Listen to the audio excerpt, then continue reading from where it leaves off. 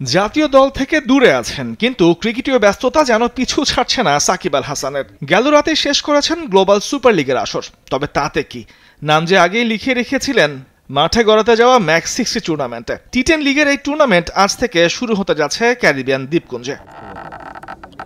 সাকিব এই লিগে যুক্তরাষ্ট্র ভিত্তিক দল মায়ামি ব্লেজের হয়ে মাঠে নামবেন। সামাজিক যোগাযোগ মাধ্যমে দলটির পক্ষ থেকে ঘোষণা করা হয়েছে দলটার অধিনায়কত্ব করবেন সাবেক এই বিশ্বসেরা অলরাউন্ডার। আর প্রথম ম্যাচেই সাকিব আল হাসানের মায়ামি খেলবে বোকা রেটন ট্রেইল ব্লেজারের বিপক্ষে।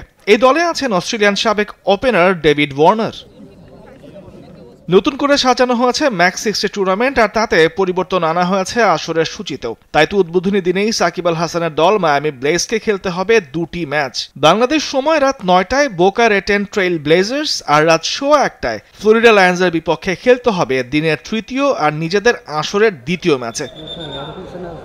ক্যারিবিয়ান অঞ্চলের ম্যাক্স 60 টুর্নামেন্ট টি10 ফ্র্যাঞ্চাইজি লিগের এটি দ্বিতীয় আসর। প্রথম আসরে ক্যারিবিয়ান টাইগার্স চ্যাম্পিয়ন হয়। প্রথমবার 5টি দল অংশ নিলেও এবার তা বাড়িয়ে করা হয়েছে মোট 60টি দলে। সপ্তাহব্যাপী চলা এই আসরের ফাইনাল মাঠে গড়াবে 24 জুলাই।